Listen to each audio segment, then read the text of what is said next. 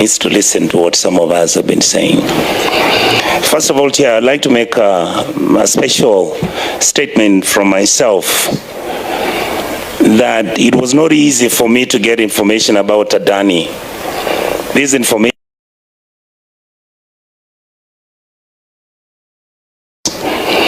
the young man sits in one of the investment companies in France, and he saw these documents pass on his desk. When he called me, the information that I was speaking made me, first of all, get worried about himself, because as you realize, Chair, I actually publicly have stated that the information Nelson Amenya has given me as of 3 days ago is that he has found some people who are following him in France, and he has actually, we have been talking to some people to create a safe haven for him so that he can be siphoned out of France. That's how delicate and personal this matter is to some of us. So, CS, I would like to, if you come across any of your friends who have been participating in this thing, tell them to leave Amenya alone. Tell them what we are trying to do is discussing issues about either we accept that Kenya is going to be a country of public good or is going to be a country of private good. And what we are saying is that we have information that we are going to table here, and I will tell you, my CS, some of these things are shocking, completely shocking. I would like to ask you, you can answer or you can keep the information and answer me before. Chair, I will start with asking the CS. Do you know somebody called Jayesh Saini? Yes, I do. Thank you. How do you know him? I think he's in the health industry. Thank you. Yeah. Would I be wrong if I said that Mr. Jayesh Saini is the one who has actually been given the transaction of managing our SHIF, which is the new development out of NHIF, because he's the owner of Nairobi West Hospital, and he is the one who is actually been given the complete system of the financial management of the SHIF system. Point of order. I would want, Senator, we restrict ourselves to the mandate. Chair, I think you're wrong. No, you're wrong, Chair. There's a reason why. You have to allow me to interrogate the matter. You must allow me to interrogate the matter to its logical conclusion. Let me explain. Then you can make a ruling. And when you get out of the rail, I am not. There is a relationship between the corruption that is happening with the Adani deal and what Mr. Jayesh is doing. Because so, Mr. Chair, don't get keep for him. Please don't. No. Point of order, don't get keep for him. You are going the wrong way, Chair. Senator Onyonka, just 1 minute, please. Yes. Chair, it is quite possible that there is somewhere that Onyonka... There is a nexus. I'm trying to create the nexus. Allow me to make my case. Senator Onyonka, allow him. Just let me explain something, Chair. It is possible that there is somewhere that Senator Onyonka is driving at. That is where I'm going. Just allow me to go where I'm going. Senator Onyonka, you're out of order. Yes, he is not listening. And I'm trying to... Your SG, I am telling you now, you're out of order. No, Chair, can you protect Senator Onyonka? Because if now Senator Sifuna invokes the power of being an SG, he might chicken out from pursuing a I am on the mic to just guide the chair. Yes. I was saying it is possible there is somewhere order, you cannot guide the chair. In terms of nexus, you allow him to, and I don't want to use this aviation analogy, let him land the point. Let's see where he's going with it. Just give him a little bit. I was afraid of getting out of context and losing Kenyans, because the issue you're dealing with is the issue of the airport, Jkia. So I thought he has lost his Chair, I am giving you by talking about health. There is a nexus. No, I was just trying to bring him to allow me to set it up. Okay, now ask your question. The question I'm asking, I asked him, does he know Jayesh Saini? He said yes. Allow me to interrogate him. Okay. Continue, you have Thank you, sir. Yes. Thank you so much. Yes. CS. Would I be wrong to say that Mr. Saini is the agent of Adani in Kenya? The answer is yes or no. It's up to you. I'm not aware. You're not aware. Are you also aware that meetings that took place in Dubai where this deal was being discussed, Mr. Jayesh Saini was sitting in that meeting with individuals from the Kenyan government, and I will state here that the person who met Mr. Jayesh Saini in Dubai was Honorable Murkomen when he was the minister in the position you are in. I am not aware. Without having evidence that I can prove, but I think it's important that I make the statement that in that meeting that money exchanged hands.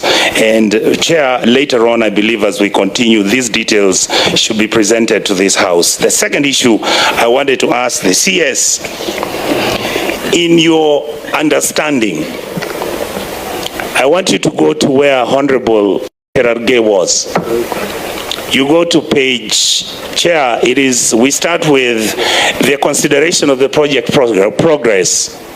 Minute 6. Minute 6. I want you to go there, Chair.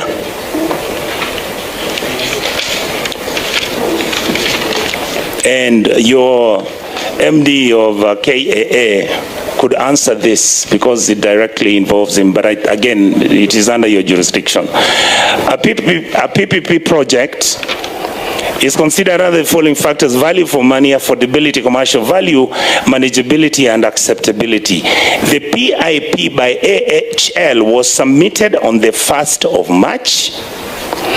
The evaluation report submitted to the PPP committee on the 8th of March.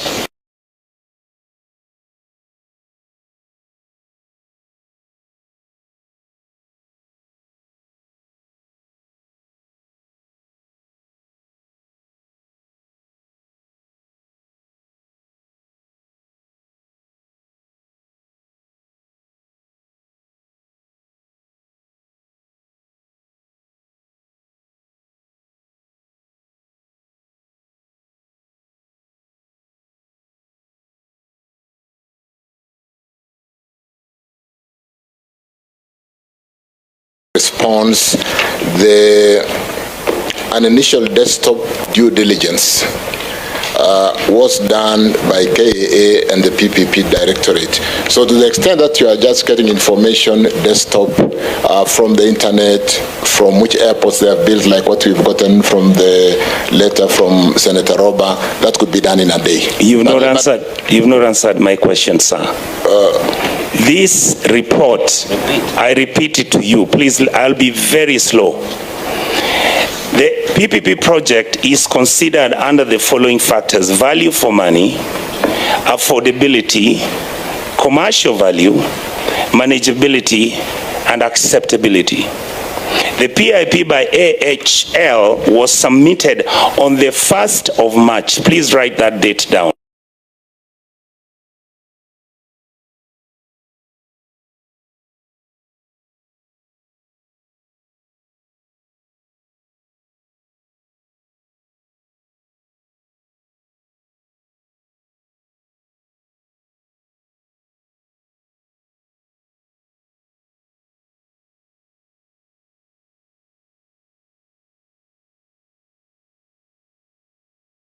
Question I'm asking you.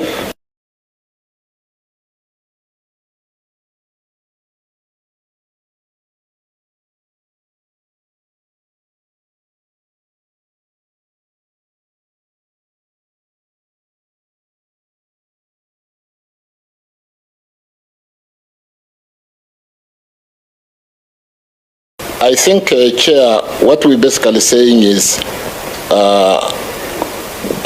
PIP, privately initiated proposal, has been submitted to Jkia on that date. They could just submit.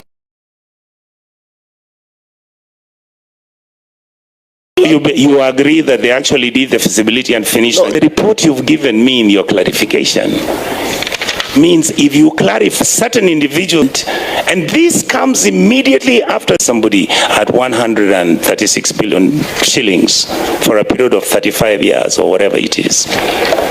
Did it occur to you, Bwana Waziri, that when people in government have an interest in this matter, what did it mean to you? Because we didn't know.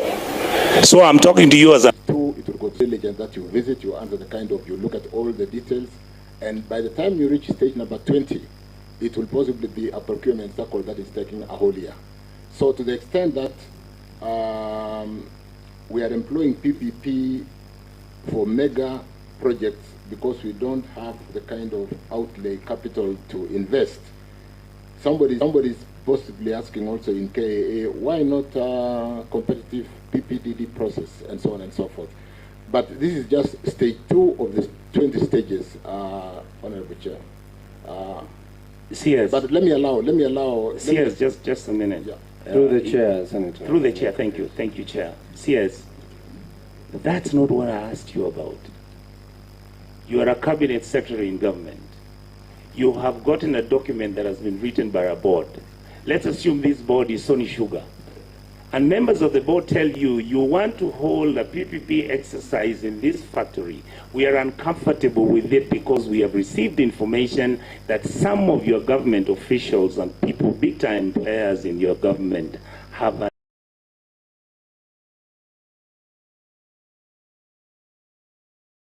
an interest in that matter.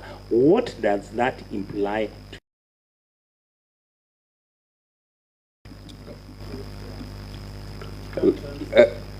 Let me just on a point of order, Mr. Chairman, that question was asked to the CS, and the CS is the one who has taken oath. If the acting managing director wants to answer, he has to do so with permission from the CS. But you cannot just jump in. Is well advised? It is, and the CS should allow you to take the microphone. Yeah. But I understand you don't understand, so we accept that. CS, can we proceed? Feel free to direct any member of your team to assist in answering questions. I'll do that, Chair. I think to the extent that we've received a PIP proposal to basically build an airport that we've been desiring to build for 13, 14, 15 years. If I received a PPP proposal today for Mausame Bironi, I'll possibly be trying to push it within the next 1 week to ask ourselves, is it true that somebody can build for us this road? It's not something that I want to sit on in my office. I'll possibly be talking to everybody and saying, we have this proposal, can it work? And therefore, depending on the agency, there could be interest. There's no question about that. But I did say, Chair, that I've just gone back to my step 1 to step 20 to the extent that even if the board was sitting to consider this, there's a whole due process, including why we are appearing in Senate today. Difficult questions, some of the simple questions because of lack of information.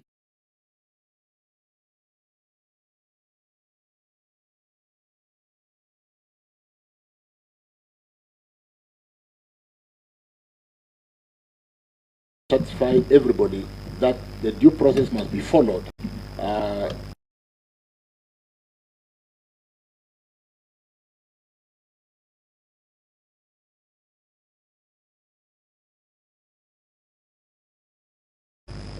The question I wanted to ask, Chair, is very simple. Who delivered the report, the evaluation report, and how was it delivered to whoever that received it, the proposal?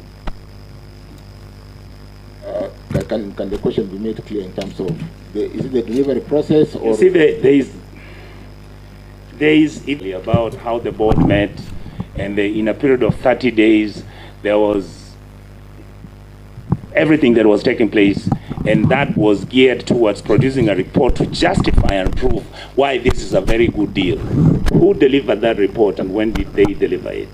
And how did they deliver it? There's a reason why I'm asking that question.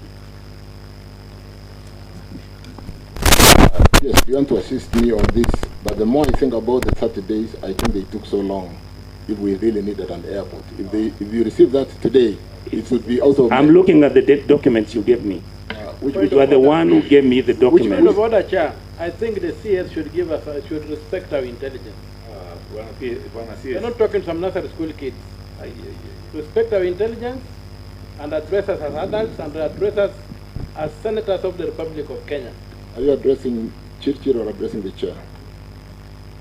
I'm addressing... I think the best thing for us to do is that on a CS, when a question is directed to you, just be direct to the point, And to simple. avoid, you know, and answer if you know the answer. I say, I do. If you don't, we are lenient as a committee. We can always read between the lines.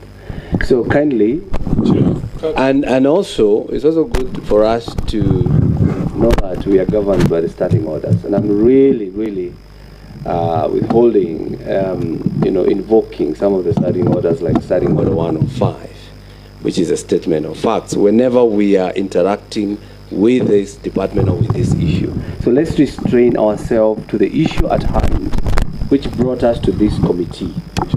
Sure. By so doing, we'll be able to get answers. And that's why, if initially when we started, remember we were giving every senator about 3 minutes, so that you ask your questions and you get response. So the moment you bring this kind of interaction, you will have point of orders, and we might lose the points that you want to execute. I actually nearly want to agree with you, but let me tell you why I'm cross-examining the CS. No, proceed with the the reason. questions. Please Proceed. allow me. There's a very good reason I want to do that. Chair, with you know, yesterday I said something about CS changes. Is one